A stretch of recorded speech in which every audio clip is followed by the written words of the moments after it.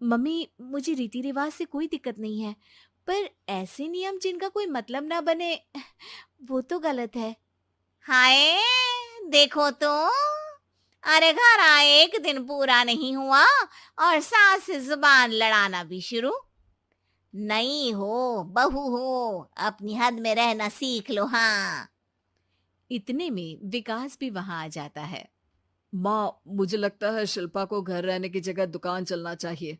इसकी नई चीजों की समझ और सोच हमारे बिजनेस के लिए बहुत अच्छी रहेगी। बेटे की बात सुनकर माँ को बहुत गुस्सा आ जाता है। अच्छा, अरे बीवी के आते ही तेरे तो सुर बदल गए। अगर ये दुकान जाने लगी तो गांव में क्या इज्जत रह जाएगी हमारी है? लोग क्या कहेंगे? ये कहीं नहीं जाएंगी बस। हाँ। माँ के आगे और कुछ बोले बिना विकास वहां से चला जाता है और सास शिल्पा को घर के कामों में लगा देती है। उसी रात विकास और शिल्पा साथ बैठकर बातें कर रहे होते हैं। मम्मी ऐसा क्यों सोचती हैं कि औरतें कुछ नहीं कर सकती, और उन्हें लोगों की इतनी चिंता क्यों है? पापा की डेथ के बाद माँ ने दुकान संभालने की कोशिश की थी, पर लोगों ने उल्टी सीधी बातें सुनाकर उनका आत्मविश्वास इतना गिरा दिया कि वो कुछ कर ही नहीं पाई और सोचने लगी कि शायद औरतें ये सब कर ही नहीं सकती। इसलिए उनसे भी नहीं हुआ।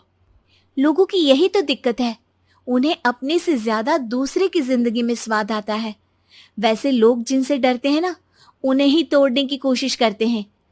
आप फिक्र मत करो, मम्मी की सोच बदलने का तरीका है मेरे पास।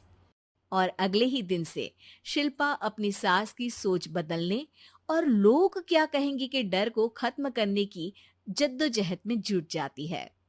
मम्मी, आपको पता है, गीता बबीता, अरे जिनके ऊपर दंगल फिल्म भी बनी है, मैं फिल्म बिल में नहीं देखती। हाँ। वो हरियाणा की लड़कियां हैं, दोनों रेसलर हैं। उन्होंने जब ये शुरू किया था ना, तो लोगों ने बहुत बातें बनाई, बुरा भला बोला, मजाक भी बनाया, लेकिन उन्होंने ना किसी की सुनी, ना अपने ऊपर से विश्वास खोया और ना ही हार मानी। और देखो, आज किस मुकाम पर है। अरे तो ये सब मुझे क्यों सुना रही है? हाँ। नहीं नहीं, बस ऐसे ही, हमें अपने आसपास की खबरें तो रखनी चाहिए ना। ऐसा कहकर शिल्पा अपनी सास को सोच में डालकर वहां से चली जाती है। अब शिल्पा हर दिन दुनिया के अगेंस्ट अपनी हिम्मत से सक्सेसफुल बनने वाली लड़कियों की कहानी अपनी सास को सुनाने लगती है। इसी तरह कुछ समय बीत जाता है। और माँ, आजकल बहुत चुप चुप रहती हो, सब ठीक तो है ना? बस कुछ सोचती रहती हैं, इसीलिए ज्यादा बोल नहीं पाती। ऐसा क्यों हुआ माँ?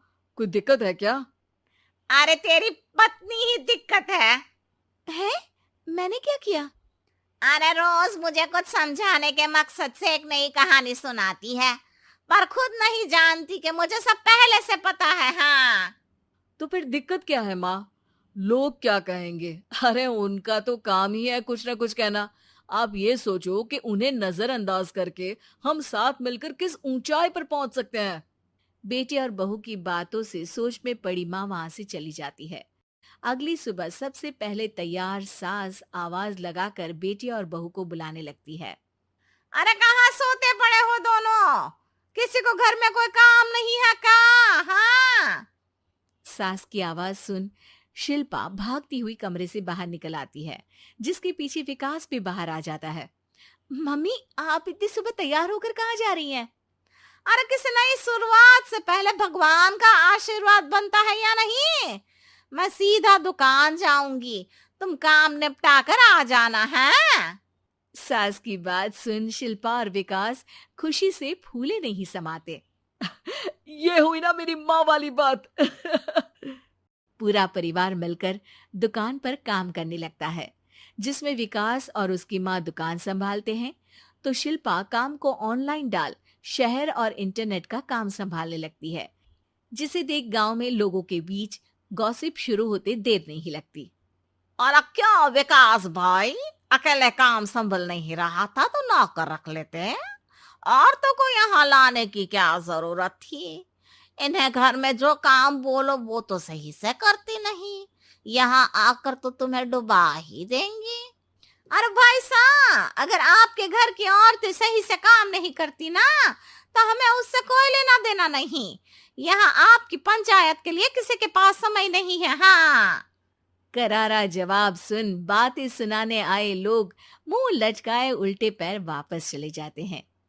वाह मम्मी, ये तो अब दोबारा कभी भूल कर भी यहाँ नहीं आएंगे। I am so proud of you.